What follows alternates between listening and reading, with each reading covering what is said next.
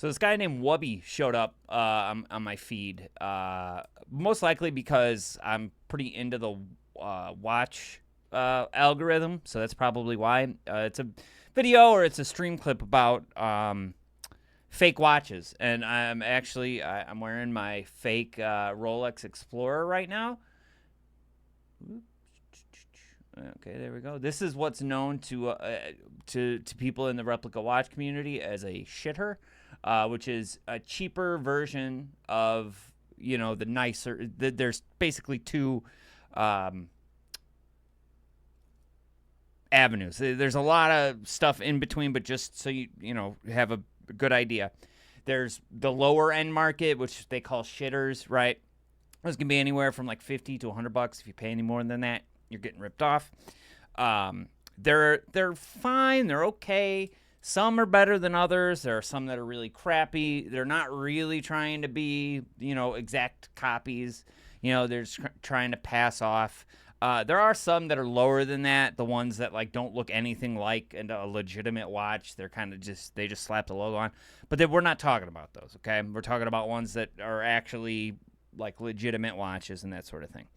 And so just kind of as a funny story, I had owned replica watches before this one, but I really wanted a Rolex Explorer 2. And, I didn't want to wait for it's a whole process you got to go through. So I was like, you know what? I'll buy $100 one, see how I like it, see it on my wrist, blah, blah, blah.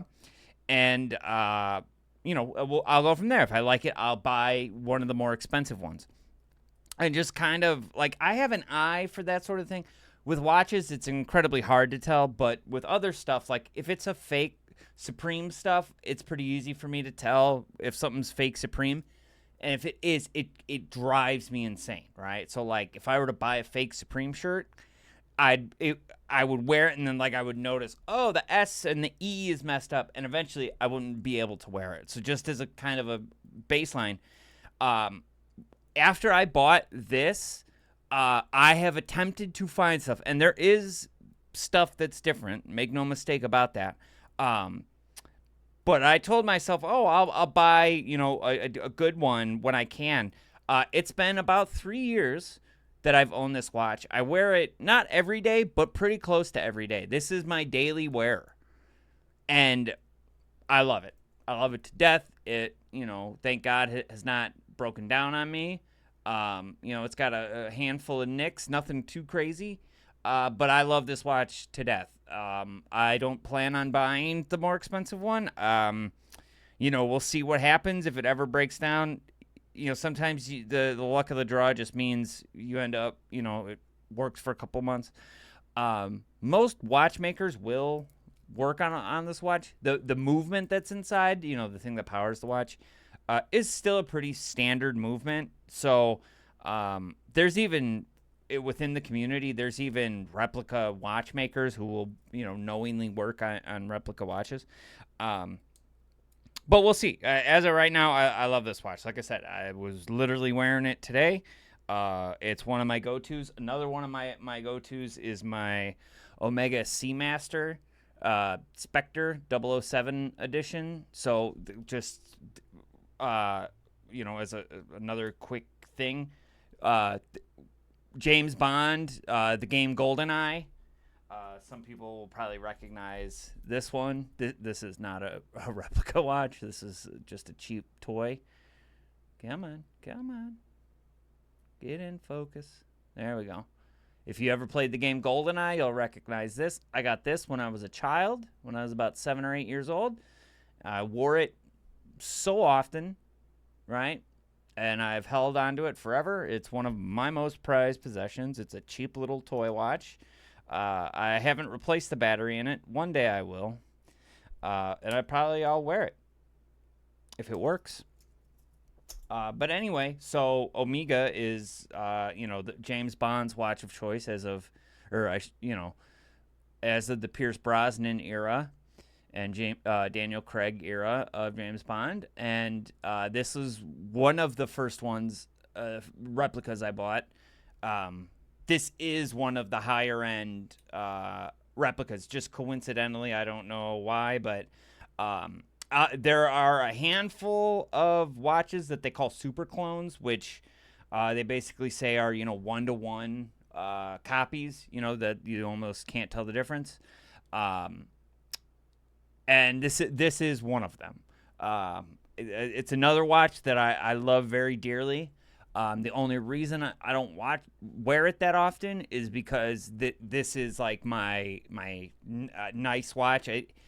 I don't own any other personal replica watches. I eventually will own some other ones. There's actually a handful I have my eyes on right now. A Tudor Black Bay is another one that I really want. I want an Omega Speedmaster. There's a bunch of them.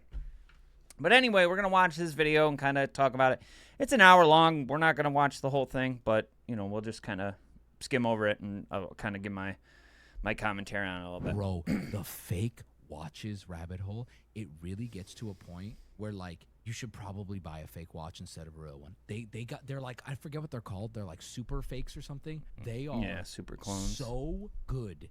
You need to look at them, like he said, like under a microscope. It's crazy, dude. Yeah, so that's kind of one of the things, and one of the things that's interesting about the Explorer, the lower cost one. So I'm the kind of person that, like, whether it was when I was a kid or just even now, right? Like, if there is something that's like a movie prop or a movie replica, that that sort of thing, jackets, whatever from a movie, I'll become interested in trying to recreate it, and you'll get to a point, there's prop makers and cosplayers and that sort of thing, and they'll get to a point where, like, something is, good enough. But then there's people out there that are like, no, it has to be 1-to-1, the exact parts. Like the lightsaber community, how, like, you could probably build like a Luke Skywalker lightsaber from scratch. But there are people that are like, no, we have to go back and find every single original part that they used and rebuild it. We can't just build an approximation. We can't just take one and measure it and machine the parts ourselves. We have to build it ourselves. Now, I'm not that kind of person, but there's something in my brain that will, like, notice, like, if I were to, like, make something, I'd be like, oh, yeah, that's good enough. And then I saw the real thing, and I noticed the differences, it would eat me alive. I'd be like, oh God, mine sucks. It's horrible. I don't even want it. I made a Han Solo jacket one year for like Comic-Con or something, and I was like, yeah, this is awesome. I loved it. I felt so cool wearing it. Blah blah blah. And then I saw, just coincidentally at Comic-Con, not a real one, but one that was closer to the actual film version. And I swear to God, I took mine off. I was like, nope, mine's horrible. I've gotten better at those sort of things and being able to just enjoy things. But that's the kind of thing, like, if there's a button that gets switched in my brain, I can't enjoy the thing anymore, right? And that is how, with my Rolex Explorer, like, I've tried real hard. I've seen real ones in person. And there is not enough to the point where I still love wearing this watch. I still love it. There are differences, absolutely. It's not perfect by any stretch. The movement, if I can't take off the back because it's like wedged in there or something. If I were to take off the back, you would absolutely know it's a fake.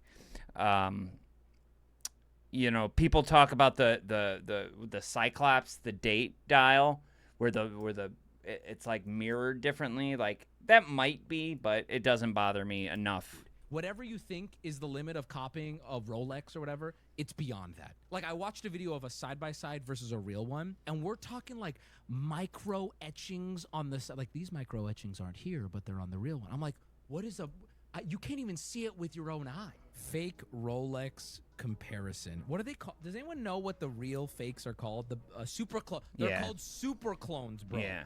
Look at this guy. Yeah, super clones. Yeah, so like I was saying, there's kind of different levels of the community.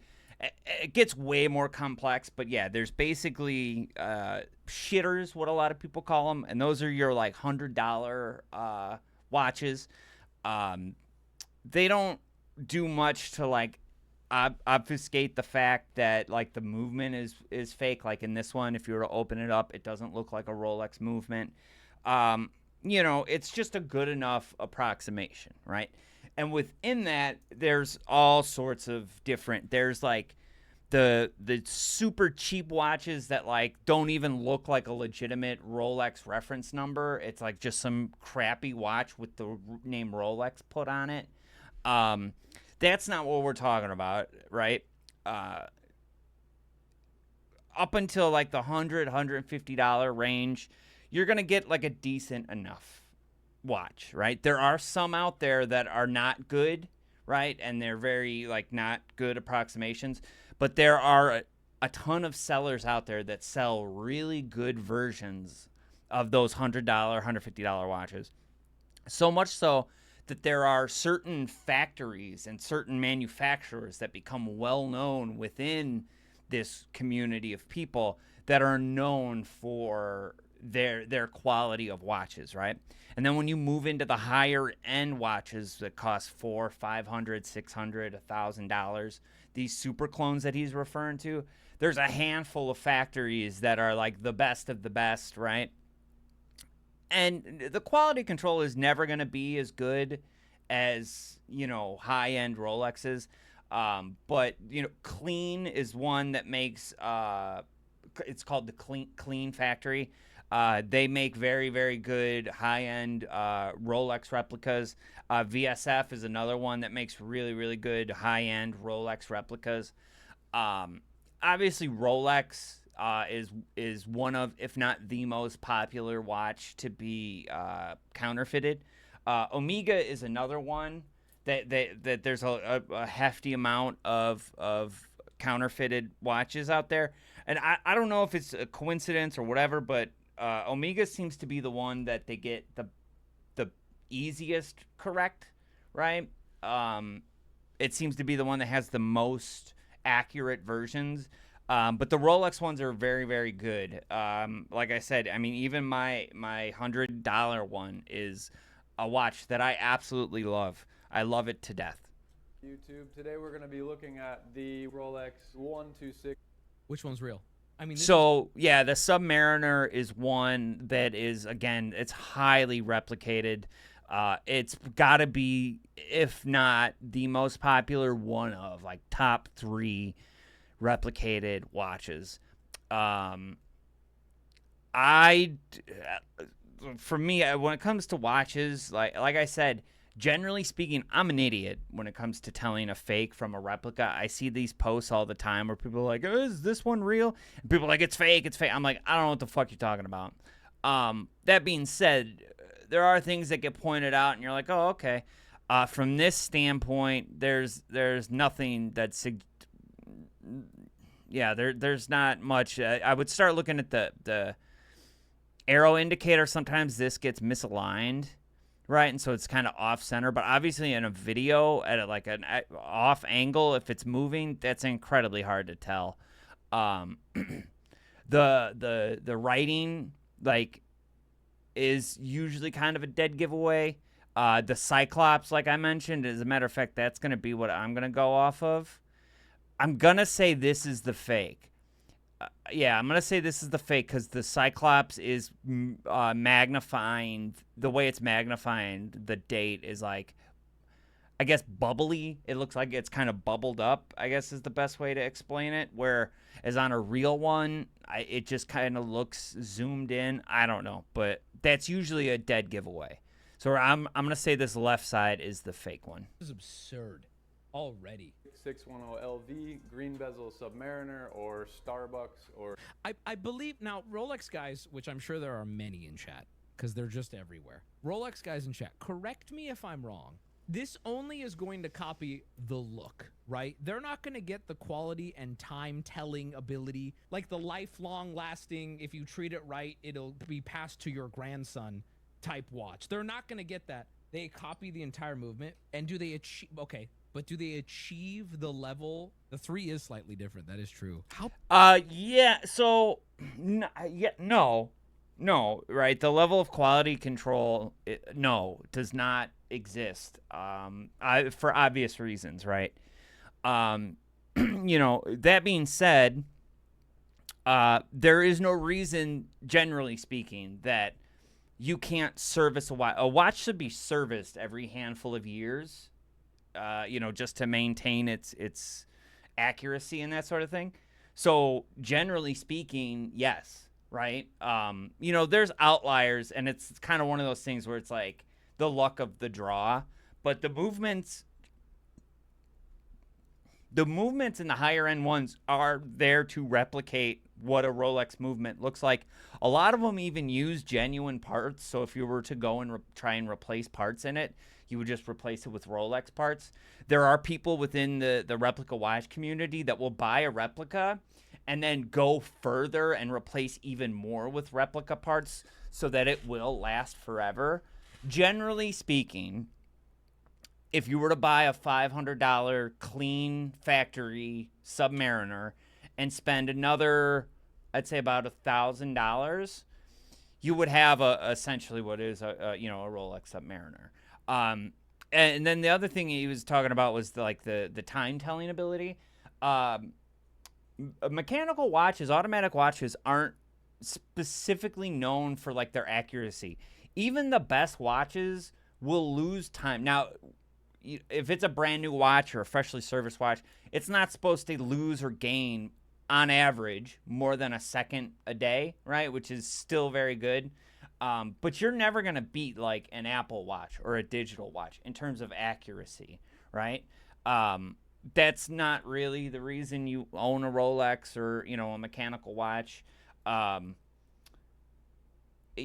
I said, within an average of a second a day. So it's supposed to be kind of less than that. But, you're supposed to get them serviced every handful of years. I don't have the videos anymore, but like when I bought these watches, they send you videos of your watch on a timographer to show you, that it's within a second a day on average. And, if it's kind of off or not quite there, you have the ability or the choice to say, no, I don't want that one. Give me another one. Now, over the lifespan of the watch, again, like, you're kind of up to the watch gods, right? The quality control isn't there. But with a Rolex, if your watch breaks, you could send it to a regular jeweler, but you still have to send it to Rolex to get fixed, right? And it still costs money to fix it. They're not going to fix it for free. You have a little bit of a warranty involved there, but it's not much, right? The idea of passing it down, you could absolutely, positively, 1,000% have that watch forever. Like I said, this one, the $100 one, there again, it's like the luck of the draw. Some people have them for like a couple of months and they break, whatever, blah blah blah. I've had this for 4 years. I have not had it serviced. It is within a couple of seconds. I wear this watch every single day of my life. Not every day, but pretty much every day, and it works fabulously. Right, the movement inside is a good movement. Right, like it's not a cheap movement. It's not a whatever. It's not a Rolex movement, but it's a good movement, right? The movement inside this one is a 1-to-1 clone. It uses genuine Omega parts, et cetera, et cetera, et cetera, right? This is another one that it's within 2 seconds on average per day. How big is a 3? How big is this 3? Like the head of a needle? Cermet. But first, No! Oh, das geht in das. Oh, nice ass watch, and you're gonna go, oh my god, that's a thing I recognize. So yeah, you can definitely tell on the the milling here. It's different, and then the glass. Yeah, you can see the glass is higher on the replica. My replica Explorer does not have that. My glass is flush with the frame. They're also waterproof too. I got them waterproofed after the fact. You shouldn't ever consider a replica watch to be waterproofed. They do come and they claim they're waterproof. I would never trust that. You can take them to a watchmaker and get them confirmed and or additionally waterproofed, which is what I always recommend, and I've done that with with all of my watches. Yeah, I've seen Iron Man wear that one. Differently milled. Yeah, I see that. On zero chance you're grabbing that fake one, and this guy, you own both of these. If these are both, like, not that they would be, they're probably in very nice cases, I assume, right? But if both of these were in your drawer and you had like 30 seconds to put one on to get out of the house, there's a non-zero chance you're grabbing that fake one and not even realizing. Yeah, so there's a lot of people, and whether or not this is actually true, I don't know, but there's a lot of people within the community that claim they own both. They own a replica version and they own the real version, and they wear the replica version because they, quote, know they have the real one at home. There's a lot of always like in jokes about that. Yeah, generally speaking, most people can't tell the difference, which is true. The other thing that's important to know is that most people don't give a shit, right? 99% of people don't give a fuck that you have a Rolex on your wrist.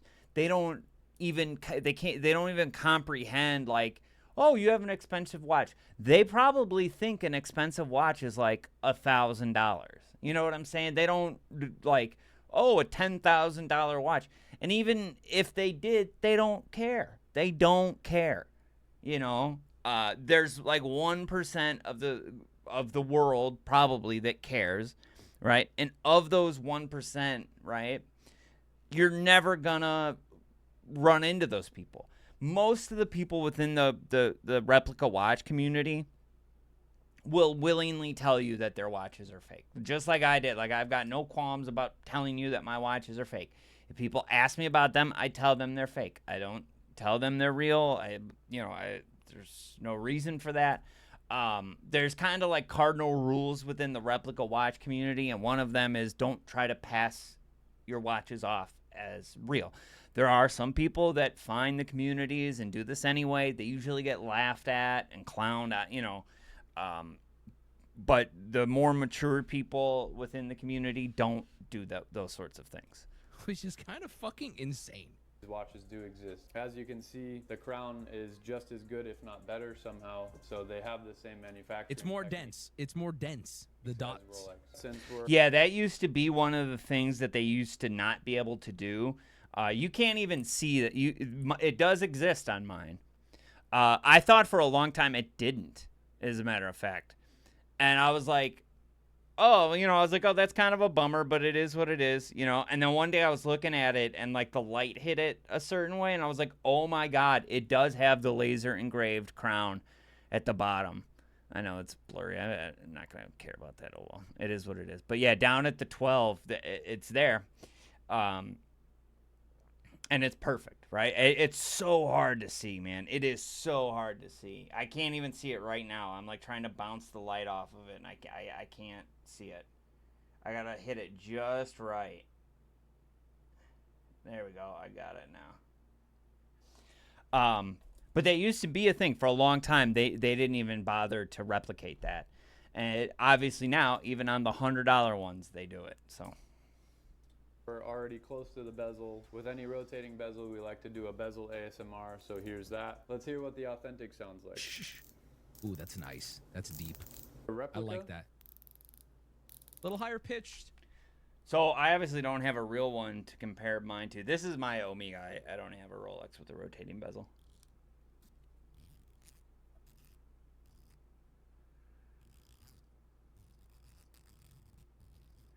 It's not as satisfying, but it is still pretty satisfying for me.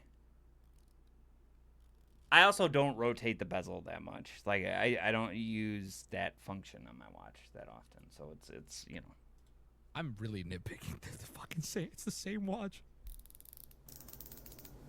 That sounds a band. That's The minute indices, specifically oh, this X right here. Buddy, your X ain't lined up with 345. Kill yourself. How much you pay for that, you brokey? That X, it's off center. Look at this guy. Yeah, see, those are the kinds of things that, like, yeah, I don't care. I don't care that much. It does have on the Rehot, which is the lining in between the dial, it's got the Rolex. As a matter of fact, what does he say at 345?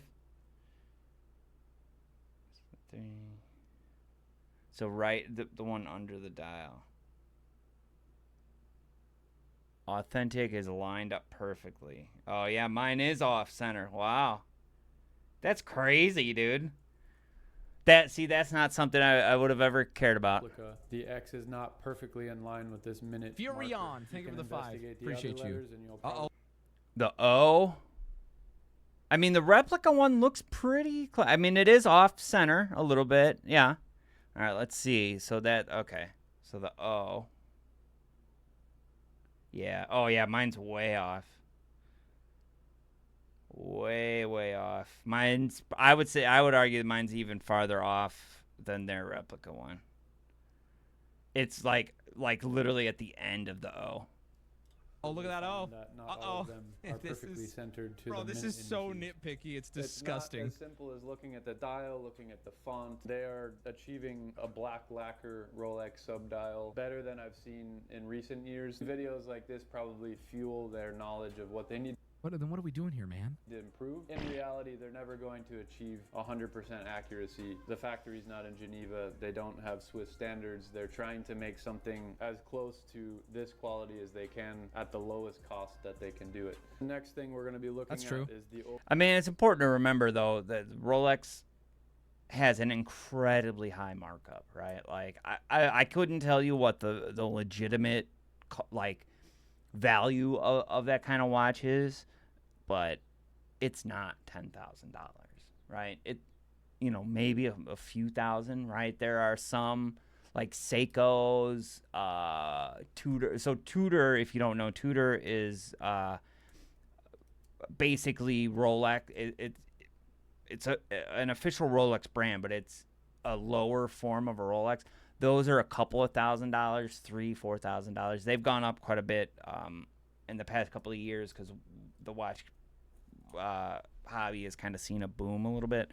Like I would argue that that's more in line with what the actual value of a Rolex might be. That being said, the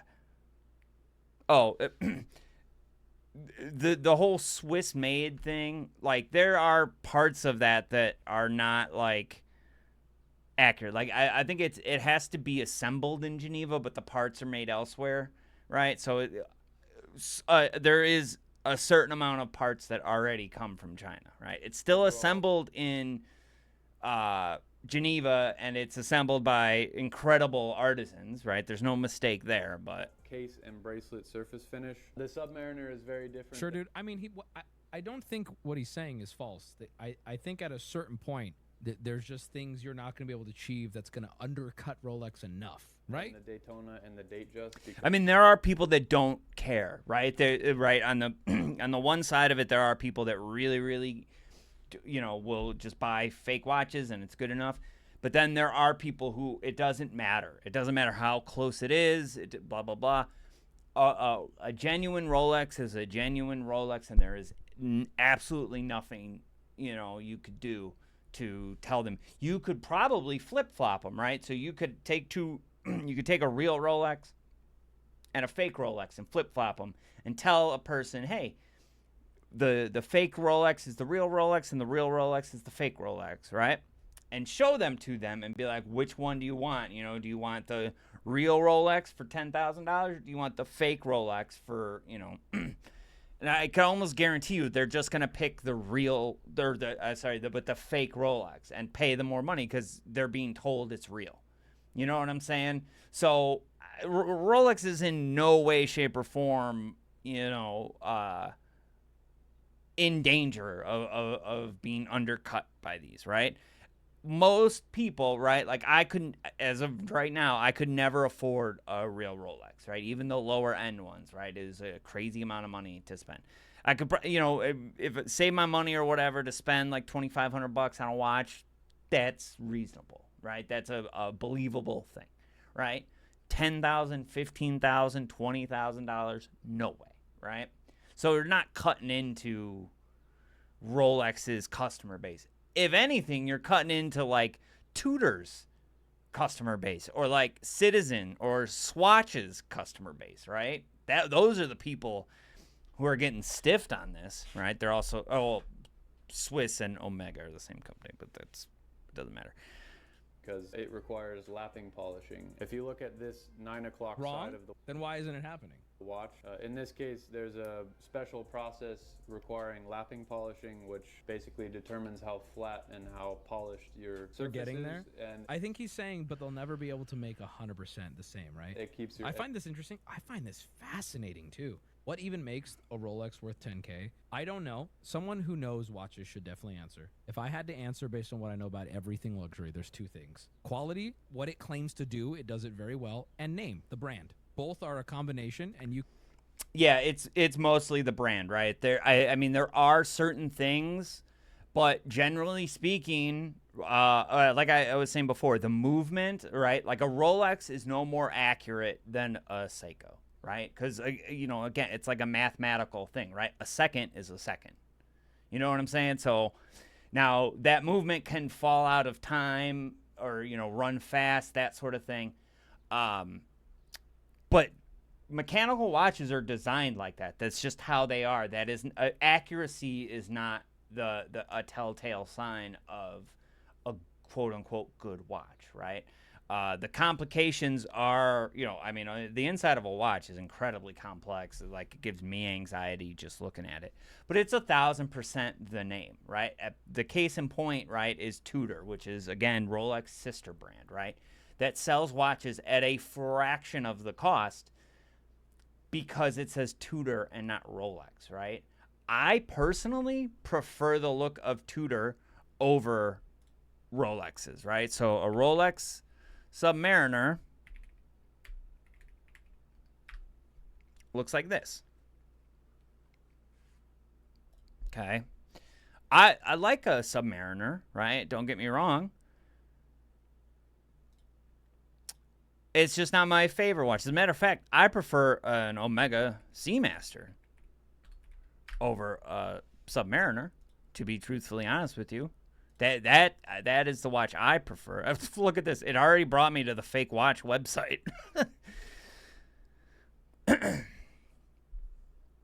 Like, especially like this one, the No Time to Die one, but this I would prefer over a Submariner, okay? But the Tudor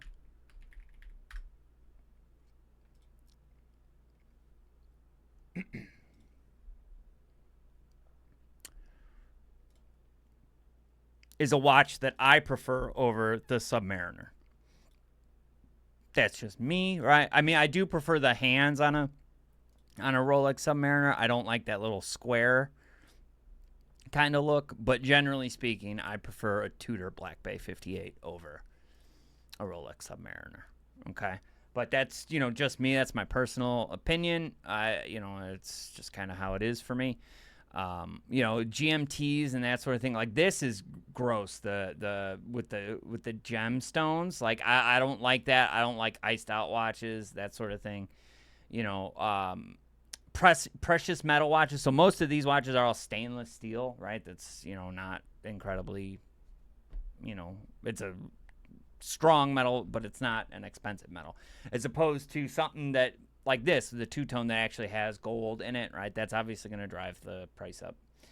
I just, generally speaking, I'm not a big fan of that look. I just prefer a stainless watch.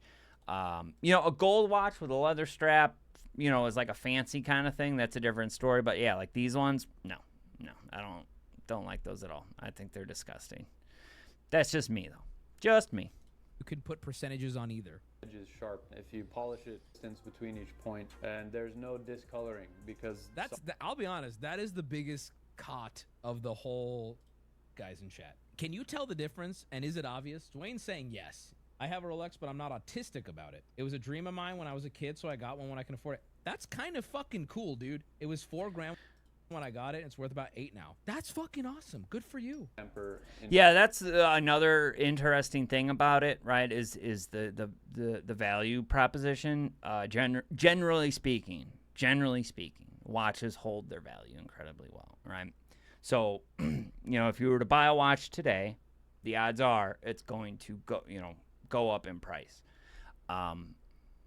I wouldn't consider it like a good investment or anything like that, but at least you know what I mean, if you had to sell it or whatever, that you're not going to get taken to the cleaners, that sort of thing. But it's also one of those things where like now everybody thinks they're a watch seller, so it's like they're trying to like haggle, and it's like ugh. Your Swiss made stamp, if you look like when I was dealing in shoes, man, oh dude, it was so brutal. Like on a daily basis, I'd be on chat with somebody, and we'd be like, hey, blah blah blah, this this thing, that, okay, you want to meet here, okay, how much for the shoes, this amount, okay, blah blah blah. And then we would meet, and they'd be like, oh man, can't you take like this amount off? I'd be like, dude, I'm not in this so that you can buy shoes to resell. Like,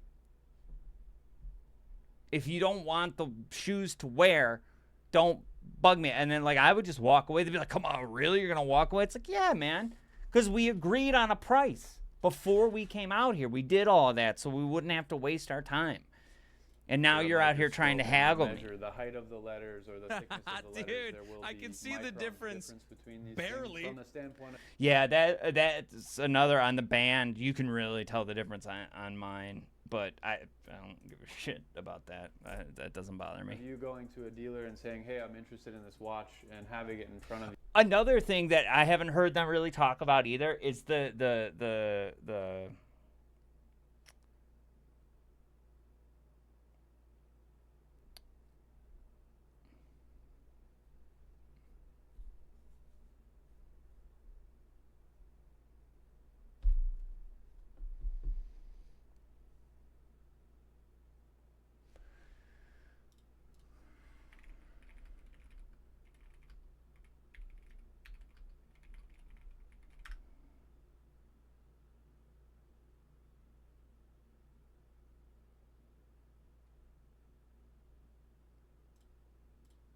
Another thing that I haven't really heard mentioned is the arrogance within the Rolex community. Like, you can't go into a store, into a Rolex authorized dealer, and buy a Rolex. You have to get put on a wait list. And like, if you walked in there with 50 grand and wanted to buy their highest end watch right now today, you couldn't do that. You got to spend X amount of dollars with them. And blah blah blah, and so it's like, okay, with some of the higher end ones, like you want to have like a base clientele, right? Somebody that's gonna spend money with you repeated. Okay, that's fine. I can buy that. But like, just the guy he's talking about who like saved up some money and was like, man, I got $5,000. I want to go buy a Rolex Day-Date, to like celebrate my 30th birthday. You can't walk into a Rolex AD and do that. And it is so arrogant and so pompous. I'm sure the font or the logo is totally jacked up on a different replica, but this particular watch. Check out Patek Philippe's. Well, here's my thing with that. Do they make fake ones of that too? Yep. I only ever got as far as watching like a Rolex super clone. Except for the movement. Yes. Patek Philippe. Yeah, there are fakes for everything. There are fakes for even like there's the moon swatch, which is so as I was mentioning, Swatch, which is like they're known for their like lower end, like cheap kind of stylish watches, right? They're like $100, $150, right? They're not like they're quartz movements. They're like made out of plastic, this kind of stuff, right? They were super popular in like the 80s. They kind of have, a foothold now, but it's not what they were, back in the 80s, right? A lot of these are quartz movements. Personally, I'm not the biggest fan of quartz movements. That's a different conversation, okay? But Swatch Group, right, owns a ton of different watch brands. One of them being Omega. Okay? The Omega Speedmaster is one of the most famous watches in the world. And the reason it is so famous is because it is the watch that the astronauts wore to land on the moon. Okay? And boy, will Omega tell you about that, right? It's everywhere, right? Moon watch, moon, blah, blah, blah, blah, blah. Okay. it was the watch that basically saved the guy. And I mean, obviously, the guys on Apollo 13 were incredibly smart, blah, blah, blah. But it, at a point in time, was the only tool they had available to them after they shut down power and all this stuff. So it's an incredibly prestigious watch, okay? What a lot of people consider a very smart idea was, since Omega and Swatch are essentially the same company, they created what they call the Moon Swatch, which is a cheap plastic version of the Speedmaster. It's a quartz movement. It's not as nice of a movement, but it's still a really nice watch. It's under $300, right? You get the look of a Speedmaster, right? And this is kind of what replica watches are tapping into, right? Where it's close enough, looks close enough, and people went wild for this watch, so much so that there are replicas of this watch too. You can buy replicas of this watch for like $50. What we're moving on to next. That's what I was. Okay, this is what I said at the start of stream, and there was some pushback. Some people agree with me. I am believing that the movement in the fake does not withstand the quality standards of the real. I think. No, so again, like, yeah, I know that's an accurate statement, but no, by an indistinguishable amount, right? It's made to look. I think it's made to mirror, but I don't think it's made in the same way. Now, we're about to find out. I could be totally wrong, but here's from my perspective. If I'm trying to fake a Rolex, slap whatever dog shit on the inside because it doesn't matter. That's what this is. But it's important. It's not dog shit. Like, it's not as good as of a Rolex movement, but like you can go out and buy movement. So it's what's known as a Miyota movement, and like you can buy these like, you know, in bulk from Miyota at, you know, like pennies on the dollar, right? And you can see they're just generic movements, right? And see how like, oh, this is a chronograph movement, right? Which you would use to make this watch, the Speedmaster, right? Because this is a chronograph, right? A standard automatic, small automatic, right? You just buy them wholesale, right? Now there are some that, like I said, like my Omega, right? This is made to be a one-to-one movement, right? If I were to get this worked on, it'd get replaced with genuine Omega parts. All right? But yeah, see, you just go to Miyota and, you know, buy their movements, and bing, bang, boom, man, you're off to the races. There are some people that do that, right? That they'll buy, like, they will essentially buy the parts to a Rolex themselves, because you can go out, you can buy the case, because all that stuff, a lot of it is manufactured, you know, by companies that then turn around and sell it. You can buy the bracelet, you can buy the case, you can buy the dial, right, for a fraction of the cost, and then build it yourself, right? I would argue that's an incredible value proposition, because one, you're learning a skill, right, watchmaking, and two, you're getting a Rolex, essentially what's a genuine, not really, because, you know, it doesn't have a serial number tied to Rolex, blah, blah, blah, but for all intents and purposes, it's genuine Rolex parts, et cetera, et cetera, et cetera. It's a fake Rolex, right? I think it's gonna be bad on the inside, but passable. Now, Let's see. Look at I don't this know. finish. You can immediately see they are using brass. They are rhodium plating the brass. They are using the same surface finish in the same areas. They're even filling in the It looks good. engraving with gold. Pretty significant difference in the surface quality. It's worth. There you go. See, quality. Big point there. This is where they cheap out heavily, I am at. Because why would you? If you're selling a fake Rolex, why are you going to put the gold accents and the real material? The people who make them are incredible, like, they stand up to their craftsmanship. Not as much as Rolex, by no stretch of the imagination, right? But the people that sell them do stand by that, you know, and it's important to note that the people who sell them aren't the people that make them, right? The factories, essentially how it works is the factories over in China, right, make the watches, right? And somebody goes in, it's usually a group of people or you know, like a small company, and they buy up, you know, stock of their watches, right? And like a lot of these guys, like I'll message I've got a couple of different watch guys. I'll message my watch guys, be like, hey, do you have this watch? And I'll send them, the number and a photo of it. And they literally like go out of their house and like walk down to like shops, right? And look for the watch, and they'll buy it and then be like, oh yeah, I got it. And then they'll send it to me. So they're not like, involved with the factory or anything at all. But they do incredibly good work, and they stand by their work, and the people who sell them stand by it. Generally speaking, if there's something wrong or whatever, they'll try to send you a new one, or they'll, ask you to send it back to get it fixed, which is an incredibly lengthy proposition of like, okay, you got to send it back to China. They got to get it fixed. At that point, you got to ask yourself, is it worth it, or maybe just buy another one?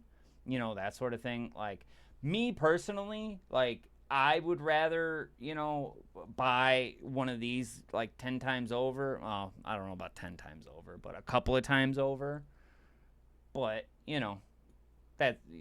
that's just me. If I could afford a legitimate Omega, if I had $8,000, I would absolutely Real, buy high one. quality. It looks really good, exactly, but it's not made by. It's not the same, right? Mentioning that the power reserve and the frequency of this movement is identical to the 3235, as well as 98% of the components in this movement. You can take a Rolex component, put it in.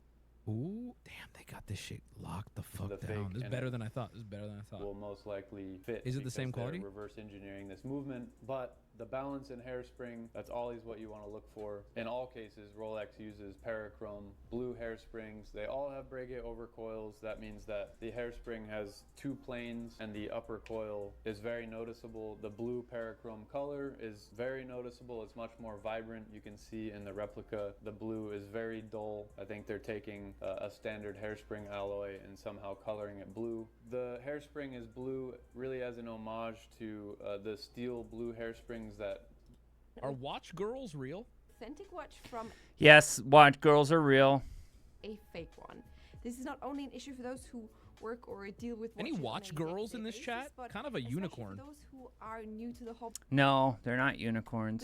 Any and it watch is girls? extremely difficult. If there's a watch girl in this chat, make yourself known, because I'm not certain you exist. Not because you shouldn't or don't have a right to, but because I've never heard of you. Today is a show. There are a lot of watch girls on YouTube. There's a ton of them, and they make really good content too. Shockingly, by far one of the best replicas. I'm a fountain pen girl. Whoa. Okay, there's a unicorn. That's fucking. Generally speaking, fountain pen people and watch people are more or less the kind of same person. Oh, the screws. Look at the screws. Very See, big. this is where you get into like stuff that I have no interest in, right? Richard Mille. I don't care about those at all, right? I personally do not like Richard Mille watches. They're not something I would ever wear. It's not something I'm interested in. I think they're gross. Okay? So, what is this? Is that like a flat? Wow. That's kind of neat. If that's real, I don't know what that is, but like same thing with Bell and Ross. Like this Horizon watch is kind of neat, but like Bell and Ross is not a watch I have an interest in wearing. It's bulky, like it looks like some Arnold Schwarzenegger or Sylvester Stallone, even though he only wears Patek Philippe, but he wears like these gaudy watches that I have no interest in wearing. Okay. These are not something I'm interested in. You'll see a lot of rappers. I know what's his name, Tekashi 69. Like, oh, I got all of these iced out ones. I just think they're gross. They're not something I am interested in. I don't think there's any Richard Mille watch that I would be interested in wearing. I'm pretty sure. I'm not 100% sure. I don't even think they like keep like collections on their website. This one's kind of neat. I don't know what this one is, but that's kind of neat if that's a real like movement inside of there. I don't think I would wear it though.